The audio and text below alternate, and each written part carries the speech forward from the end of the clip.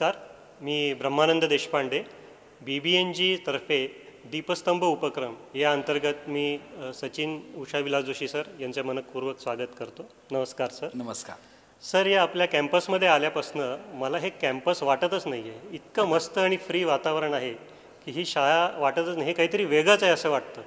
आणि ही जर शाळा असेल तर मला पुन्हा एकदा तरुण व्हायला आवडेल, मला पुन्हा एकदा बालपणमध्ये माझं जावंसारखं वाटेल. तर ही कन्सेप्ट तुम्हाला कशी सुचली, तर त्याच्याबद्दल थोडक्यात सांगितलं तर बरं पडेल. नक्कीच. त्याआधी सर्वप्रथम मनापासून धन्यवाद BBNGच्या या दीपस्तंभ या प्रोजेक्टमध्ये मला इथं बोलवलं. आणि BBNG सातत्याने इन्स्पिरेशनल लीडर्स घडवत असतं असं मला वाटतं, आणि त्याबद्दल पहिले तर थँक्यू सो मच. आणि शाळा वेगळी का काढली, नक्कीच आपण शाळेचं एक टिपिकल एक स्ट्रक्चर डोळ्यासमोर ठेवलं होतं, पण या 21व्या शतकामध्ये बालमेंदूवर प्रचंड काम केलं गेलं. हे सगळं न्यूरो आर्किटेक्चर कॉन्सेप्ट आहे की लहान मुलाचा मेंदू कसा घडतो, आणि त्या मेंदू घडत असताना त्याला सातत्याने शिक्षणाच्या प्रोसेसमध्ये दर 40 मिनिटांने काही ना काही वेगळं पण लागतं, तेव्हा त्याचं लर्निंग होतं. सो इथं फार वेगवेगळे आहेत, आणि आमची करिक्युलमच फार वेगळा आहे. म्हणजे आमच्या शाळेतले मुलं शेती करतात, आमची मड पार्टी चालते, आम्ही स्मशानभूमीमध्ये जाऊन भूतो शोधतो, बिझनेस करतो, स्टार्टअप्स करतात, बऱ्याच मुलांनी पेटंट्स केलेले आहेत.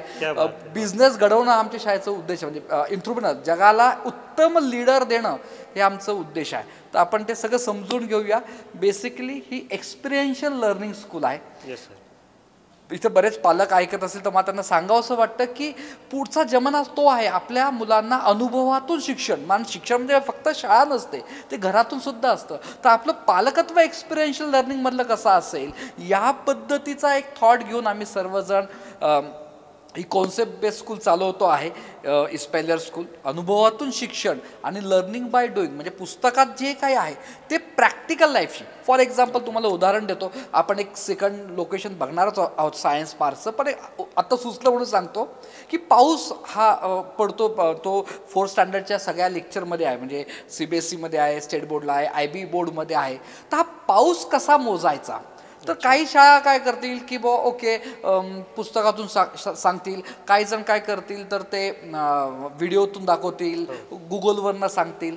पण आमची मुलं काय करतात की त्यांना एक बाऊल दिला जातो, त्या बाऊलवर ते सेंटीमीटर मिलीमीटर सगळं ते हाताने लिहितील, ते पावसामध्ये बाहेर स्पेसिफिक 10 वाजता ठेवतील, 24 तासानंतर ते पावसाचं किती पाणी पडलं ते बघतील, ते लिहितील, असं आठवडाभर करतील, आणि मग सांगतील ओके इतका इतका मिलीमीटर पाऊस या तारखेला पडला, मग त्याचा ॲव्हरेज काढणं. सो जे connect the syllabus with day to day life, ही आमची बेसिकली कॉन्सेप्ट आहे. आणि मला इथं सर्व आपल्या मेंबर्सला हे सांगायचं आहे की आपलं पालकत्व हे एक्सपिरियन्शियल लर्निंगचं असलं पाहिजे. म्हणजे शाळेतून तर मिळतच असतं, पण समजा शाळेतून तुम्हाला मिळत नसेल तर आपलं पॅरेंटिंग त्या पद्धतीचं असतं, कारण की आई वडील जसे वागतात तसेच मुलं वागत असतात. मुलं आपली झेरॉक्स कॉपी होत असते. त्यामुळे मग तो बिझनेस लीडर्स घडवणं असेल किंवा एक्सपिरियन्शियल लर्निंग असेल, तुम्ही तुमच्या मुलाला किती वेगवेगळे अनुभव देतात. म्हणजे 12 वर्षानंतर more than 500 million brain cell आपले मरतात. जितके मेंदूच्या पेशी जिवंत राहतील तेवढा तुमचा मुलगा मुलगी भविष्यामध्ये हुशार होत असतो. त्यामुळे जेवढे विविध अनुभव, तुम्ही बघा आपण लहानपणी किती अनुभव घ्यायचो, पण आता एकुलतं एक बाळ आणि इतकी भीती, त्यात ही सध्या पॅन्डेमिकची भीती, आपण मुलांना अनुभवच देत नाही. लक्षात ठेवा, अनुभवातूनच बिझनेस लीडर, कुठले लीडर, नुसतंच बिझनेस लीडर म्हणत नाही, समाजामध्ये लीडर घडवणं हे आपलं पॅरेंटिंग असलं पाहिजे. जे आमच्या इस्पेलर स्कूलमध्ये माझा थॉट असतो आहे की आम्हाला बिझनेस लीडर घडवायचे, बिझनेस आयकॉन घडवायचे आहे, आमची स्कूलचे थॉटच आहे. येस, नक्कीच सर. आणि याच प्रिन्सिपलवरती आमची BBNG जी आहे तर ती काम करते आहे. तर ते आपण कसं घडवतो, तर त्यासाठी मला वाटतं आपण आपल्या स्कूलच्या वेगवेगळ्या लोकेशन्सवरती जाऊया, म्हणजे लोकांना पण कळेल की आपली स्कूल आपण किती सुंदर बांधलेली आहे, आणि तिथं आपण जास्त त्याच्याबद्दल उलगडून बोलू. जरूर, क्या बात आहे, ग्रेट आयडिया. सर, आपण बोलता बोलता असं बरेच वेळेला तुम्ही सांगितलेलं किंवा तुमच्या वेगवेगळ्या इंटरव्ह्यूजमधनं पण असं ऐकलेलं आहे की शिक्षणामध्ये म्हणजे स्कूलिंगमध्ये तुम्हाला काय खास हे नव्हतं, ॲव्हरेज मार्क्स वगैरे पडत होते तुम्हाला. तर मला हे जाणून घ्यायचं आहे की ॲव्हरेज स्टुडंटपासून ते एक शिक्षण तज्ज्ञ हा प्रवास तुमचा कसा झाला. आणि दुसरी गोष्ट अशी आहे की जेव्हा आपण म्हणतो की ॲव्हरेज स्टुडंट होता, तर घरचे लोक नेहमी म्हणतात की अरे ह्याला काही येत नाही, ह्याच्यामध्ये काही क्रिएटिव्हिटी नाही आहे. तर मग ही क्रिएटिव्हिटी तुम्ही कशी डेव्हलप केली? तुम्ही खूप छान प्रश्न विचारला. मला बरेच जण विचारतात की क्रिएटिव्हिटी म्हणजे नक्की काय सर? क्रिएटिव्हिटी ही सुचते कसं? आणि हे जन्मताच असतं का? असे मला बरेच जण विचारतात माझं सगळं प्रोफाईल पाहून. मला इथं सर्व आपल्या मेंबर्सला हेच सांगायचं आहे की असं जन्मता काहीच नसतं. Only baby is born. Okay, सगळे स्किल हे लर्नेबल स्किल आहेत. आपण अजूनही म्हणजे वयाच्या 80व्या वर्षीसुद्धा तुम्हाला क्रिएटिव्ह होता येत असतं. नक्कीच माझा प्रवास तुम्ही मला विचारलं, मी लहानपणी अतिशय मठ्ठ विद्यार्थी होतो, विद्यार्थी होतो. मला लहानपणी डांग्या खोकला झाला होता. डांग्या खोकला ज्याला होतो त्याला असं म्हणतात की हा अतिशय मठ्ठ आणि याच्या मेंदूवर आणि मेमरीवर परिणाम होतो. मी ICUमध्ये ॲडमिट होतो. असं डॉक्टरनी सांगितलं की हा मुलगा आता अभ्यासात कधी पुढे जाणार नाही, म्हणून माझं वाढ तशीच झाली. मला कधी अभ्यासावर खूप प्रेशर केलं गेलं नाही, पण म्हणून मी खूप नापास, म्हणजे हार्डली 35 मार्क कसे तरी मिळायचो. मला आठवतं 7वीला मला 0 मार्कसुद्धा पडले गणितामध्ये. एक नाटक बसवलं होतं, त्यात 3 पात्र होते. एक रोल होता, एक साहेबाचा रोल होता, एक होता धोबीचा रोल होता आणि एक धोबीचं गाढव होतं. तर माझ्या आयुष्यातला पहिला रोल जर कुठला असेल तर गाढवाचा आवाज काढणं. आणि त्यावेळेस बाईंनी सांगितलं की जो मुलगा वर्गात शांत आहे, आहे, मठ्ठ आहे, त्याने हा रोल करायचा. म्हणजे माझ्या लायकीने मला आलं. सो पॉईंट हा सांगायचा आहे की मी जेव्हा कॉलेजला आल्यानंतर मला खूप चांगले मेंटॉर्स मिळाले. तुम्हाला लाईफमध्ये ना चांगले मार्गदर्शक मिळणं हे फार महत्त्वाचं आहे पालकांनो. सो मला ते चांगले मिळाले आणि त्यांनी एक थॉट दिला. तो थॉट मला इथं तुम्हाला सांगायचा. तो थॉट हा आहे की ट्रान्सफर युअर निगेटिव्ह पॉईंट किंवा transfer your weakness into a strength. तुमच्यातले काय कमी आहे तुम्ही स्वतःला स्वॉट ॲनालिसिस करा. तुम्ही चेक करा, माझा बिझनेस असेल, माझा व्यवसाय असेल, माझं फॅमिली जे आहे याच्यामध्ये काय विकनेस आहे आणि त्या विकनेसला तुमची स्ट्रेंथ बनवा.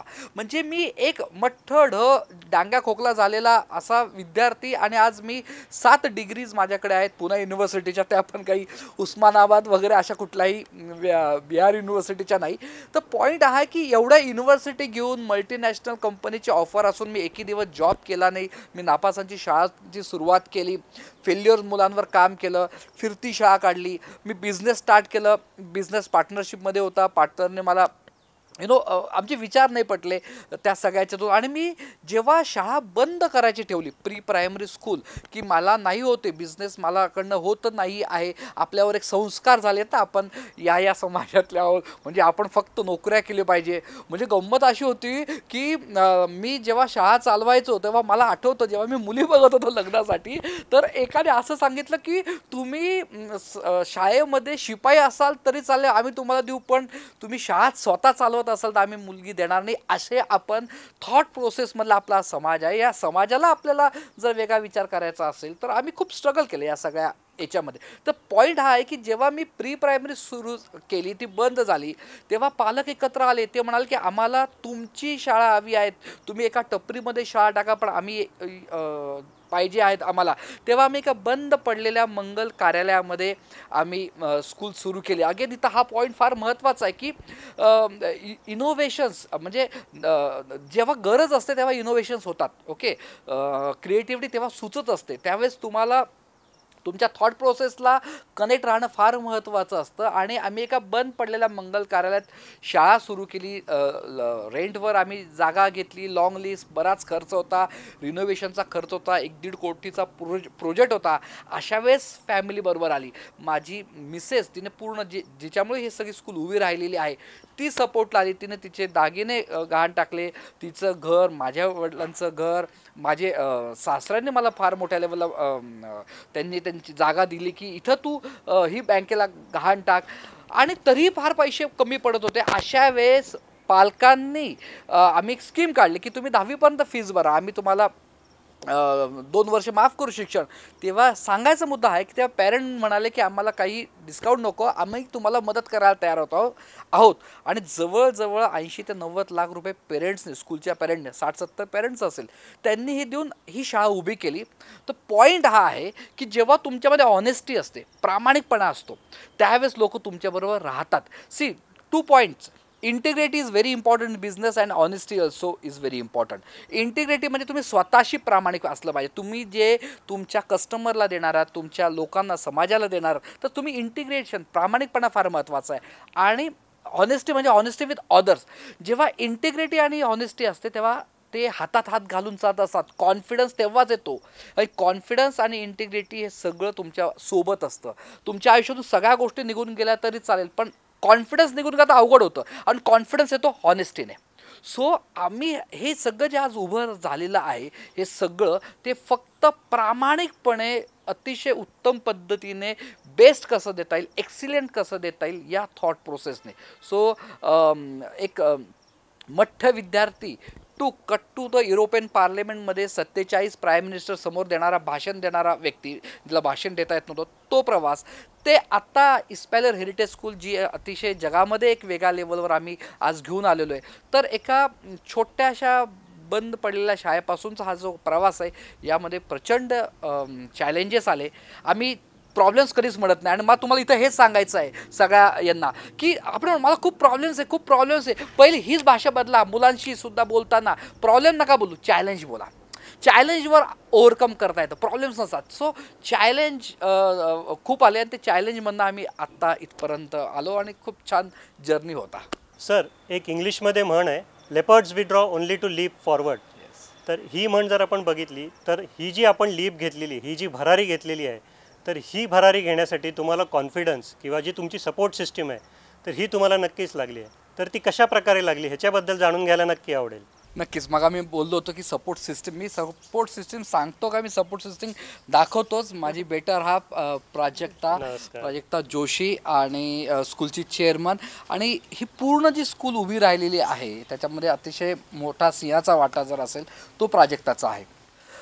सपोर्ट सिस्टीम फार महत्त्वाची असतं. म्हणजे इथं जे काही मेंबर्स मला ऐकतात मग ते सांगायचं की घरातून सपोर्ट मिळाला म्हणजे आपण बघा आपल्या मराठी माणसाला ना घरातून कधी सपोर्ट नसतो, म्हणजे त्याचे पाय ओढण्यामध्येच असतात. पण जर तुम्हाला घरातून सपोर्ट असेल, म्हणजे मी माझ्या लग्नाच्या आधी मला माझ्या वडिलांनी प्रचंड सपोर्ट केला.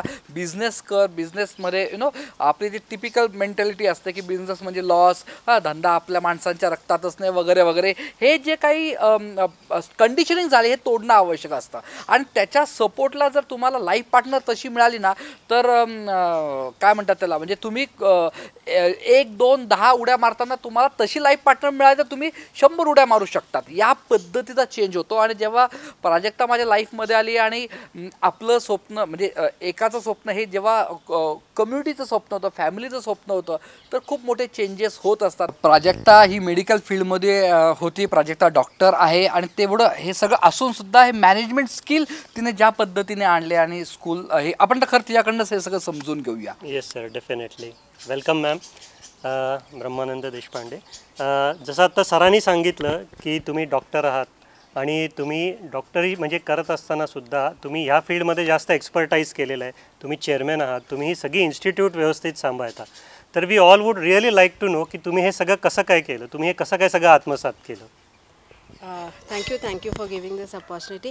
Actually, Espalier हे completely सचिनचं brainchild आहे.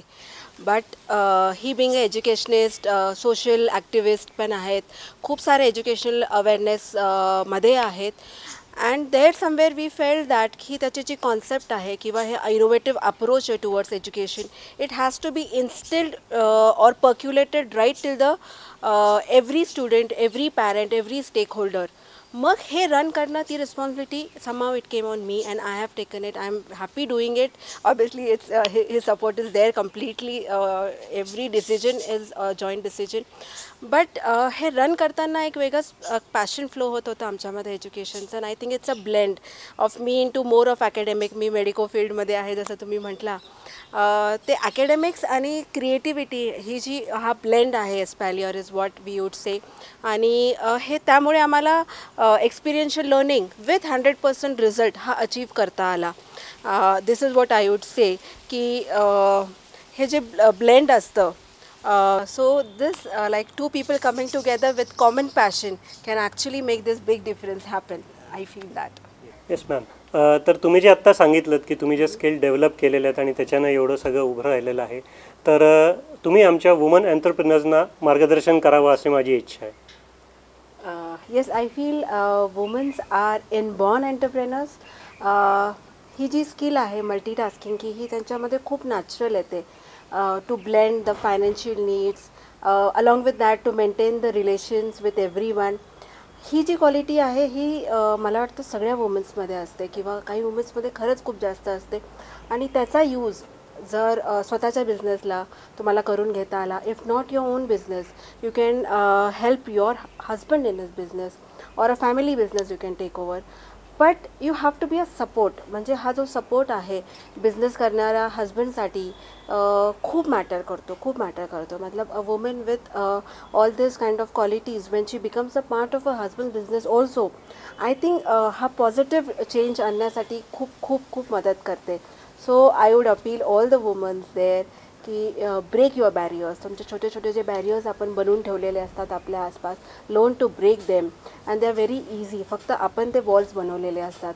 ब्रेक दम. सिम्पल गोष्टी जसे 2 व्हीलर शिकणं किंवा 4 व्हीलर शिकणं किंवा एक झूम मीटिंग घेणं, सिम्पल एक्सेल बनवणं, अशा खूप छोट्या छोट्या गोष्टी आहेत आपण अडून राहिलेलो असतो. मेल, एक बिझनेस मेल लिहिणं, ह्या गोष्टी खूप मॅटर करतात. विच आय फील की you break your barriers and you step out to make this positive change in the atmosphere around you and be a positive support for your husband who is doing a business also, I feel. I would say that every woman should strive to make her own identity. That is very essential. तुमच्या personal ग्रोथसाठी, family ग्रोथसाठी it matters. And rather you should understand your passion or your skills. तुम्हाला एकदा तुमचे passions कळाले म्हणजे खूप लहान एक कुकिंग स्किलपासून असू शकतं, ज्वेलरी मेकिंगपासून. There are endless opportunities in this field nowadays. वुमन्ससाठी खूप ग्रोथ पॉसिबिलिटी आहे. Right from 10 rupees investment you can go to any amount like crores you can go. पण छोटे छोटे इन्व्हेस्टमेंटपासून सुद्धा think of a startup. Give it a try at least. म्हणजे तुम्हाला रिपेंट नाही होणार की मी ट्राय नाही केलं, but you should try at least one startups in this. म्हणजे कोविडमध्ये तर खूप स्टार्टअप पॉसिबल झालेले आहेत. Which I would appeal every one that be the change that you look forward in the world. Sir, शिक्षण किंवा एज्युकेशन हे जे सध्या चालू आहे कन्सेप्ट, हा एक्झॅक्टली काय आहे हो, आणि भविष्यातलं आपलं शिक्षण कसं असणार आहे? नक्कीच फार महत्त्वाचा प्रश्न विचारला. शिक्षण म्हणजे नक्की काय आहे? म्हणजे आपण कुठल्याही पालकांना प्रश्न विचारा की तुम्ही मुलांना शाळेत का टाकतात किंवा एज्युकेशन म्हणजे काय, तर ते म्हणतील की म्हणजे मुलांना जन्म दिला म्हणजे शाळेत टाकावं लागेल. जसं आपण विचारतो लग्न का केलं, काही नाही, सगळे लग्न करता म्हणून मी लग्न केलं. तसंच होतं की आपण सगळे मुलांना शाळेत टाकता म्हणून मी शाळेत टाकला. अरे पण शाळेत टाकणं किंवा शिक्षण हे याचा उद्देश काय हे आपण कधी समजून घेत नाही. तर मला असं वाटतं की कोणाला असा हा प्रश्न विचारला की तो म्हणतो की मला चांगला माणूस घडवायचा आहे, होलिस्टिक डेव्हलपमेंट वगैरे वगैरे, आपण आदर्श व्यक्ती वगैरे अशी प्रश्नाची उत्तरं देत असतो. पण शिक्षणाचा खरं उद्देश काय? तर शिक्षणाचा उद्देश आहे तो म्हणजे आपल्या लाईफमध्ये सातत्याने चॅलेंज येतात, प्रॉब्लेम्स नाहीत. अगेन हा सुद्धा दृष्टिकोन आहे. प्रॉब्लेम्सला आपण चॅलेंज म्हणूया, आणि जे आयुष्यामध्ये सातत्याने चॅलेंज येतात या चॅलेंजला काय उत्तरं शोधायची आहेत, ते प्रॉब्लेम सॉल्विंग स्किल ज्याला आपण म्हणतो, चॅलेंज सॉल्विंग स्किल जे म्हणतो ते येणं हा उद्देश शिक्षणाचा आहे. जसं आत्ताचं बघा, आता आम्ही सकाळपासून आम्ही विविध शूटिंग घेतोय, कधी लाईट येत आहेत, कधी लाईट्स म्हणजे सूर्य जातो आहे आणि समस्या येतात. मग त्या समस्यांना पॉझिटिव्ह वेने आन्सर कसं द्यायचं, तर ही जो काही ॲटिट्यूड आहे ते येतं कुठून, तर अनुभवातून. आपले जे 5 सेन्सेस आहे, आपण आपल्या शिक्षणामधनं मुलांना 5 सेन्सेसचा वापर करून जर प्रॉब्लेम सॉल्विंग स्किल जर मुलांमध्ये आणलं तर त्याला खरं शिक्षण म्हटलं पाहिजे. एक आता हे येण्यासाठी त्याच्यामध्ये डिसिजन मेकिंग लागेल, त्याच्यामध्ये क्रिएटिव्हिटी लागेल, त्याच्यामध्ये ॲनालिटिकल माइंड लागेल, 4-5 ऑप्शन शोधून त्यातून एक उत्तर शोधण्याचं एक स्किल लागेल. असे बऱ्याच स्किल्स मुलांना लागतील आणि ते देणं म्हणजे शिक्षण आहे. आणि तुम्ही फार महत्त्वाचा प्रश्न विचारला की व्हॉट अबाउट फ्युचर्स, 21st सेंचुरीचं स्किल कसं असेल, 21st सेंचुरीचं एज्युकेशन कसं असेल. तर इथं मला आपल्या सर्व मेंबर्सला, आपल्या सर्व फॅमिलींना सांगायचं आहे ते म्हणजे दिल थांब के बैठे, असं मी म्हणेल ना तुम्हाला लिटरली. येस, दिल थांब के बैठे की तुमचा मुलगा, तुमची मुलगी पुढच्या 15 वर्षामध्ये कुठल्या पद्धतीचे बिझनेस करणार आहेत. मी जॉब म्हणत नाही आहे, आपण जॉब निर्माण करणारे व्हायला पाहिजे. म्हणून मी म्हणतोय की कुठले जॉब निर्माण होणार आहेत किंवा कुठले बिझनेस करिअर निर्माण होणार आहे. तर वर्ल्ड इकॉनॉमिक फोरम, आयरे गैरे संस्था म्हणत नाही आहे, वर्ल्ड इकॉनॉमिक फोरमचा रिपोर्ट बाहेर आलेला आहे आणि तो सांगतोय की जे मुलं आत्ता या 1st to 10, 1st to 12 मध्ये जे शिकत आहेत त्यातील 60% स्टुडंट असे जॉब करणारे 60% असे करिअर्स असणारे जे अजून एक्झिस्टच नाही आहे, अस्तित्वातच आले नाही आहेत, पण त्याचे स्किल्स आलेले आहेत, त्याचे क्वालिफिकेशन आलेत, and that is called a 4C. What is 4C? World economic forum म्हणतं की पुढच्या या पिढीमध्ये काय पाहिजे, आम्हाला क्रिएटिव्हिटी पाहिजे, कोलॅबरेशन पाहिजे, कम्युनिकेशन स्किल पाहिजे, आणि सर्वात महत्त्वाचं ते म्हणजे क्रिटिकल थिंकिंग पाहिजे. ओके, आणि येतो कुठून? हे शाळेमधनं येईल, शिक्षणामधनं येईल, मुख्य म्हणजे तुमचं पॅरेंटिंग तुमच्या घरातून येईल. आता तर आपण असं झालं ना की मी आणि माझं घर एकत्र कुटुंब राहिलेलं नाही आहे, जॉईंट फॅमिली राहिली नाही. आणि स्किल हे काय सांगतंय, जग काय सांगतंय की जे मुलं, जे माणसं, जे मुली एकत्र जॉब करतील, एकत्र काम करतील, त्यांना हायेस्ट करिअर आहे, कोलॅबरेशन टीममध्ये. सो आपलं घर हे टीममध्ये कसं काम करेल, that is very important. Communication skill, public speaking आपल्या मुलांना आपण शिकवलं पाहिजे. क्रिटिकल थिंकिंग, आपण साधं म्हणतो की म्हणजे साधं उदाहरण घ्या की तुम्हाला कुठेतरी पार्टीला जायचं आहे आणि आपण मुलगा म्हणतो की आई मी हा लाल शर्ट घालतो, ठीक आहे. आपण म्हणतो हा चांगला नाही शर्ट, दुसरा घाल, हा मी सांगेल तसंच घाल. अरे तुम्ही त्याच्या निर्णयाला स्वागत करा ना, दिसेल तो चार चौघामध्ये थोडासा वेगळा ड्रेस, पण जेव्हा आपण म्हणतो की तू ठरव, लाल शर्ट पण चांगला दिसतो, पांढरा शर्ट पण चांगला दिसतो, तू ठरव तुला कुठला शर्ट घालायचा आहे, हे जे डिसिजन घेण्याची जी पॉवर आहे मुलांमध्ये, ती आपण डेव्हलप करणं अत्यंत आवश्यक आहे. कारण की 21st सेंचुरीमध्ये याच गोष्टी लागणार आहेत. 60% जॉब रोबोट्स घेणार आहेत.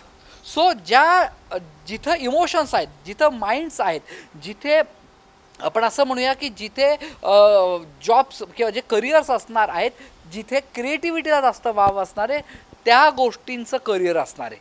मग प्रश्न आहे की तुम्ही हे सगळं डेव्हलप करता आहात का तुमच्या पॅरेंटिंगमधनं, तुमच्या एज्युकेशन सिस्टीममधनं, आणि ते फ्युचर असणार आहे. सो 21st सेंचुरीचं एज्युकेशन हे कम्प्लिटली हे creativity base, collaboration base, communication skill base आणि क्रिटिकल थिंकिंग बेस असणारे आर्टिफिशियल इंटेलिजन्स फार मोठ्या लेवलवर येणार आहे. सर, आत्ताच आपण 21st सेंचुरीच्या एज्युकेशनबद्दल बोललो होतो, तर माझ्या मनात एक कुतूहल आहे की आपलं हे जे 21st सेंचुरीचं जे एज्युकेशन आहे हे सगळं ऑनलाईन होणार आहे का? आणि जर समजा ऑनलाईन होणार असेल तर याचे मेरिट्स डिमेरिट्स काय असणार आहेत? नक्कीच 21st सेंचुरीचं जे शिक्षण तुम्हाला मी सांगितलं ते फरक आहे. तो फरक असा आहे की 21st सेंचुरीचं एज्युकेशनमध्ये 4C मी तुम्हाला सांगितलं, क्रिएटिव्हिटी, कोलॅबरेशन, कम्युनिकेशन स्किल आणि क्रिटिकल थिंकिंग. आणि ऑनलाईन एज्युकेशन हे आत्ता कोरोनामुळे या पद्धतीने आलेलं आहे. सो याचा ऑनलाईन एज्युकेशनचा इम्पॅक्ट काय होणार आहे, तर ऑनलाईन एज्युकेशनमुळे कॉलेज हायब्रिड एज्युकेशन होणार आहे. कॉलेजचं शिक्षण जे आहे ते हायब्रिड एज्युकेशन सिस्टीममध्ये येणार आहे, म्हणजे अर्ध ऑनलाईन पद्धतीने मुलं शिकतील, अर्ध फिजिकल येतील.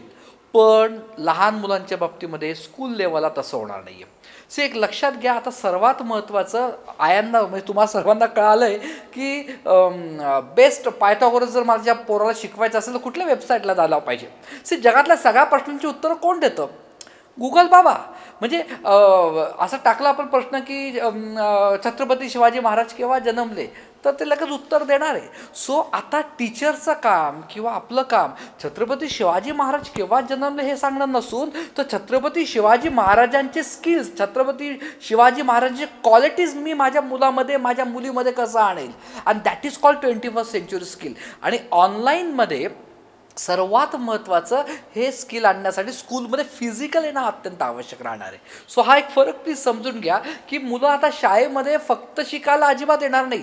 आयांना माहिती आहे कुठल्या वेबसाईटवरनं काय शिकायचं आहे, ते येतील खेळायला, नाचायला, इमोशनल क्वेश्चन डेव्हलप करायला, क्रिएटिव्ह क्वेश्चन डेव्हलप करायला, एक्सपिरियन्शियल लर्निंग शिकायला, ते मित्र बनवायला शिकायला येणार.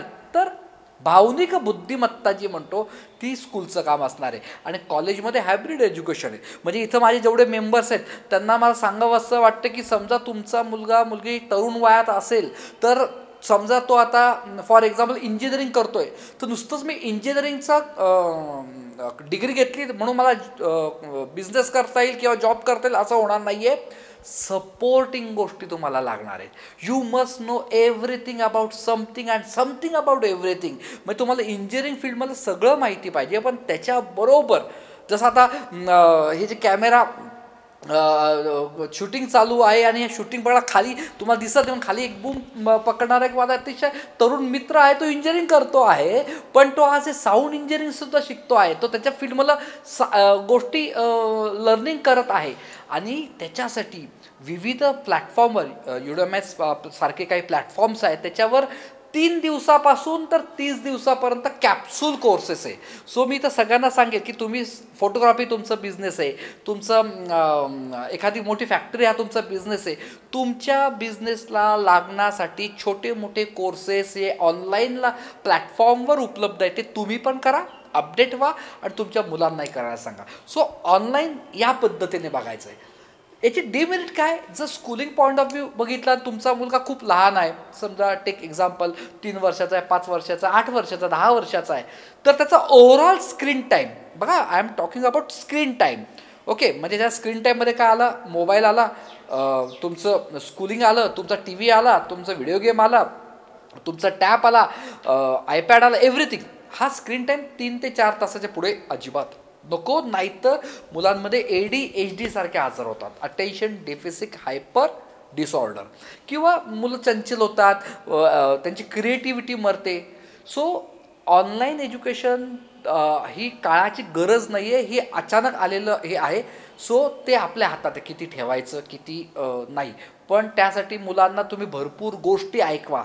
आपण रेडीमेड यूट्यूबच्या गोष्टी मुलांना दाखवतो आणि त्यांची क्रिएटिव्हिटी मरते, जितकं ऐकाल तेवढी क्रिएटिव्हिटी वाढेल. सो ऑनलाईनच्या प्लॅटफॉर्मवर मुलांना घरातून जर तुम्ही भरपूर सारे लर्निंग एक्सपिरियन्स दिले, ऐकण्याचे एक्सपिरियन्स दिले, आजी आजोबांनी गोष्टी सांगितल्या, तर ऑनलाईनचं इम्पॅक्ट कमी होईल असं मला वाटतं. आणि मोठ्या मुलांनी ऑनलाईनचा फायदा जे मी तुम्हाला कॅप्सूल कोर्सेस सांगितले त्यासाठी करायचा आहे, किंवा तुमचा बिझनेस ग्रो होण्यासाठी तुम्हाला करायचं आहे. सो 21st सेंचुरीचे जे 4 स्किल्स आहेत ते आणण्यासाठी तुम्ही ऑनलाईनची मदत घेऊ शकतात. पण ऑनलाईन हे लहान मुलांसाठी योग्य नाही आहे आणि मोठ्यांसाठी हायब्रिड एज्युकेशन येत आहे. सर, शिक्षण क्षेत्रामध्ये जसं काही तुम्ही वेगवेगळे एक्सपेरिमेंट्स करता आहात, तसंच तुमचे सोशल इनिशिएटिव्हमध्ये काय काय एक्सपेरिमेंट्स करता आहात? नक्कीच सोशल इनिशिएटिव्ह भरपूर काही आहेत, मला सांगायला आवडेल. जशी ही आमची फिरती शाळा, ही भारतातली पहिली फिरती शाळा मी आज 12-13 वर्ष आलेला सुरू करून, एज्युकेशन ऑन व्हील ही जी बस आहे, या बसमध्ये TV आहे, कॉम्प्युटर आहे, प्रयोगशाळा आहे, पुस्तकांची लायब्ररी आहे, सगळं काही आहे. आणि जे मुलं शाळेत येत नाहीत, तर बेसिकली मी विवेकानंदांचं एक फार सुंदर वाक्य आहे, if poor boy cannot come to the education then education must go to him. एखादं गरीब विद्यार्थी जर शिक्षणापर्यंत पोहोचत नसेल, तर शाळेने त्याच्यापर्यंत पोहोचलं पाहिजे. या विचारांनी माझ्या डोक्यात एक थॉट आला की आपण का नाही फिरती शाळा बनवावी. आणि ही मोबाईल स्कूल आहे.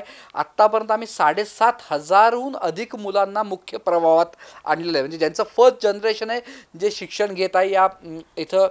आणि आम्ही एक्सक्लुझिव्ह फक्त स्लम मुलांसाठीच काम करतो. नाशिकमध्ये जवळजवळ 133 स्लम्स आहेत आणि त्या स्लममध्ये ही बस फिरते आणि तिथं त्या मुलांना शिक्षणाची गोडी लावते आणि जवळपासच्या सरकारी शाळांमध्ये त्याचा दाखला घेतला जातो. आणि याच्यामध्ये खूप चेंजिंग स्टोरीज आहेत. आम्ही मध्ये एक कॅम्पेन चालू करतो, अजूनही चालू आहे, एव्हरी चाइल्ड काउंट. याच्यामध्ये आम्ही रस्त्यावर जे काही शाळाबाह्य मुलं आहेत ते शोधले होते आउट ऑफ स्कूल. त्याच्यासाठी आम्ही मोबाईल ॲप बनवला होता. आम्ही 100 टेक्नोसावी टीचर्सच्या हातामध्ये तो मोबाईल ॲप दिला आणि नाशिकमध्ये सगळ्या वेगवेगळ्या एरियामध्ये शाळाबाह्य मुलं त्याच्यातून आम्ही शोधले रिअल टाईममध्ये आणि ते सरकारला आम्ही त्यांना ते त्यावेळेस दिले. सो तो एक कॉन्सेप्ट खूप चांगला आमचा डेव्हलप झाला. त्याच्यानंतर आम्ही मध्ये अजूनही ते काम चालू होते, म्हणजे सय्यद कम्युनिटीमध्ये एक अशी कम्युनिटी आहे नाशिकमध्ये की जिथं मुलगी जन्मली तर 3ऱ्या दिवशी तिची एंगेजमेंट होते आणि पहिली पाळी आली की तिला ज्याच्याबरोबर एंगेजमेंट झाली त्याच्याबरोबर त्याचं लग्न लावून दिलं जातं. त्यांच्याकडे 2 अंधश्रद्धा आहेत. एक तर म्हणजे पहिलं ते शाळेत मुलींना टाकत नाही, मुलांना टाकतात, मुलींना शिकवत नाही. आणि दुसरं म्हणजे ते कुठल्या प्रकारचे वॅक्सिन घेत नाही, डॉक्टरकडे जात नाही, मेडिकल ट्रीटमेंट घेत नाही. आम्ही जेव्हा काम सुरू केलं त्यानंतर त्या मुली जवळजवळ 300 मुली आहेत, दिशाला अतिशय सुंदर त्या मुली आहेत. पण आम्ही त्या मुलींना टॅबच्या माध्यमातून बेसिक एज्युकेशन दिलं. आणि आता बदल असा आहे की आम्ही त्यांची एंगेजमेंट नाही थांबू शकलो, पण ज्याच्याबरोबर लग्न झालेलं आहे त्यांना आता 18 वर्षानंतर त्या मुली जातात. हा एक मोठा चेंज आम्ही तिथे आणला. आणि त्या मुली जेव्हा आता प्रेग्नंट होतात तेव्हा सांगतात की मला या मुलींना शिकवायचं, आणि आम्ही त्यांना मग शाळेमध्ये दाखला देतोय. सो हा फार मोठा बदल आहे. असे बरेच आम्ही इनिशिएटिव्ह घेतलेले आहेत. रेड लाईट एरियामधल्या काही मुली आम्हाला आयडेंटिफाय झाल्या होत्या, त्यांचे आम्ही आयडेंटिटी चेंज केली होती. आडनावं बदलून, आधार कार्ड चेंज करून त्यांना आम्ही आश्रमशाळेमध्ये टाकलेलं होतं आणि त्यांना मुख्य प्रवाहात आणलं. एक तर असा 2 वर्षापूर्वी एक मुलगा आम्हाला गंगेवर सापडला. तो म्हणजे मला एका CAचा फोन आला आणि त्यांनी सांगितलं की सर, एक मुलगा खूप दारू पितोय, तुम्ही त्याचं काउन्सिलिंग कराल का? मी म्हटलं भाऊ, आम्ही त्याच्यावर नाही काम करत याच्यात. नाही म्हणे, तो फक्त 5वी का 6वीला आहे म्हणे तो. आणि मला तेव्हा धक्का बसला. आणि जेव्हा आम्ही त्याला काउन्सिलिंग केलं, त्याचं खूप त्याच्यावर काम केलं आणि त्याला एका चांगल्या घोटीमधल्या एका शाळेमध्ये त्याचा दाखला करून घेतला, तर 1.5-2 वर्षामध्ये आम्ही त्याला म्हणजे त्याचा हात धरून त्याला खूप डेव्हलप केलं. तर तो 2 वर्षांनी तो शाळेमध्ये पहिला आला. आणि मागच्या वर्षी म्हणजे कोरोनाच्या आधीच्या काळामध्ये सायन्स, महाराष्ट्रातल्या सायन्स प्रोजेक्टमध्ये त्याचा प्रोजेक्ट पहिल्यांदा आला. सो असे नंबर ऑफ चेंजिंग स्टोरीज आहेत जे आम्ही एज्युकेशन ऑन व्हीलच्या माध्यमातून हे सगळे बदल घडवलेले आहेत. असे बरेच सोशल इनिशिएटिव्ह आम्ही घेत असतो. आमचं मा तुमचे सलाम हा आमच्या शाळेतल्या मुलांनी, स्पेलरच्या मुलांनी सुरू केला. इनफॅक्ट मला इथं जेवढे माझे आता हे व्ह्युअर्स आहेत, तुम्ही ऐकतायत, मला तुम्हाला अपील हेच करायचं आहे की आमच्या मुलांनी एक बदल आणलेला आहे की आपण जेव्हा आपलं नाव लावतो तेव्हा आपल्या नावामध्ये आपण आपलं नाव, वडिलांचं नाव आणि आडनावच लावतो. पण जिने जन्म दिला आपण त्या आईचं नाव लावत नाही. We are talking about the equality, पण where is the equality? So परिवर्तन करणारा आपला समाज आहे. सो मला तुम्हाला सर्वांना हेच अपील करायचं आहे की आपल्या नावामध्ये तुम्ही तुमचं नाव मुलांना शिकवा की तुझं नाव सांगताना तुझं नाव, मग आईचं नाव, मग वडिलांचं आणि मग आडनाव. मिडल नेमची डेफिनेशन तुम्ही चेंज करा. Middle name means mother name and father name. असे बरेच सोशल इनिशिएटिव्ह आम्ही घेतलेले आहेत असं मला वाटतं. So it's all about the social initiative. Sir, BBNG अर्थात ब्राह्मण बिझनेस नेटवर्क ग्लोबल ही जी श्रीपाद कुलकर्णी सरांनी, जे फाउंडर प्रेसिडेंट आहेत आता, त्यांनी 2012पासून हा उपक्रम चालू केलेला आहे. ह्याच्याबद्दल तुम्ही जाणतातच. तर त्याच्या अंतर्गतच झालेला हा आपला दीपस्तंभ उपक्रम, त्याच्याबद्दल आपल्याला काय वाटतं? नक्कीच फार महत्त्वाचा प्रश्न आहे. मी बऱ्याच जणांना म्हणतो की आपण काम सुरू करताना जे गरजेचं आहे त्याने सुरू करा, मग जे शक्य आहे ते करा. आणि अचानक तुम्हाला लक्षात की तुम्ही अशक्य कामं करतात. आता ही जी प्रोसेस आहे, अशक्य इम्पॉसिबल कामं करण्याची जी ताकद आहे, तर त्याला तुम्हाला एक लाईट हाऊस लागतं. आणि मला असं वाटतं हे जे BBNG हा जो ग्रुप आहे, जवळजवळ 75,000 आपल्याला फॉलोअर्स, एवढा मोठा हा आपली फॅमिली आहे.